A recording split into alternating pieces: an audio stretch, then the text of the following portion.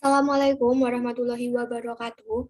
Perkenalkan, kami dari kelompok 2 yang akan membahas jurnal tentang pengembangan e-commerce pada toko oleh-oleh khas Majalengka dengan studi kasus Ibu Bonbon.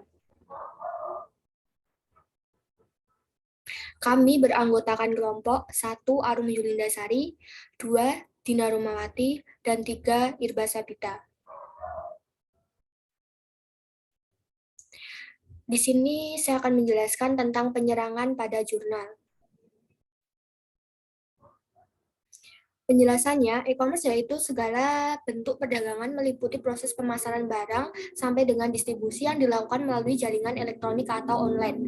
Pada sistem e-commerce terdapat beberapa aturan yaitu terbagi menjadi sistem distribusi barang, sistem pembayaran, dan sistem informasi yang diterapkan.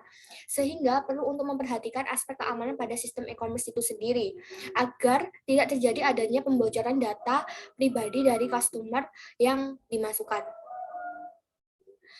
Hal ini terlihat pada jurnal yang telah kami ambil, yaitu tentang adanya maraknya peretasan terhadap data pribadi pada sebuah aplikasi sehingga terjadi kebocoran data saat kita melakukan login maupun melakukan transaksi hingga dibutuhkan sebuah pengaman dalam aplikasi e-commerce tersebut. Kebocoran data ini bahaya jika tidak dilakukan antisipasi terhadap keamanan dari setiap penggunanya.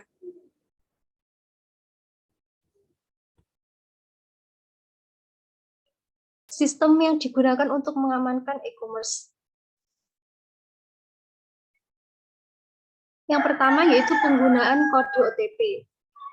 One Time Password atau OTP adalah salah satu lapisan keamanan online. Kode ini akan dikirim melalui SMS gateway kode OTP atau One Time Password yang sebelumnya menggunakan Zenziva digantikan dengan pengiriman via email untuk mengoptimalkan biaya yang dikeluarkan oleh pemilik e-commerce, yaitu toko Ibu Popon, dan menambahkan penggunaan kode OTP yang tadinya hanya pada saat melakukan registrasi. Penggunaannya akan diterapkan pada saat mengganti password ataupun ketika customer lupa dengan password yang digunakan.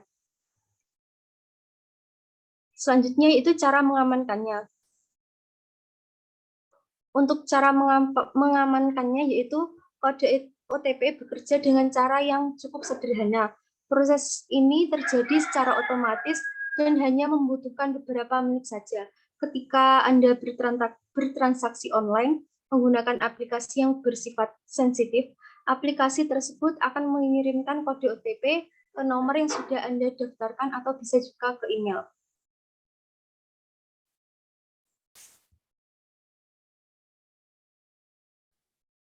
Selanjutnya, sistem kerja pengamanan.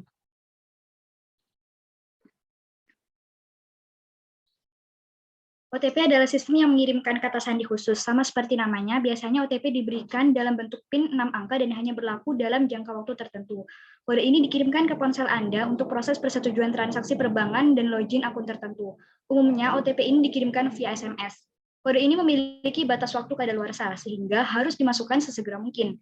Teknologi ini merupakan mekanisme paling populer yang digunakan oleh perusahaan di seluruh dunia untuk memastikan bahwa permintaan login tersebut dibuat oleh pemilik akun.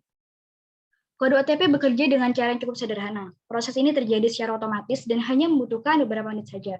Ketika Anda bertransaksi online menggunakan aplikasi yang sifatnya sensitif, aplikasi tersebut akan mengirimkan kode OTP ke nomor yang sudah Anda daftarkan atau juga bisa ke email.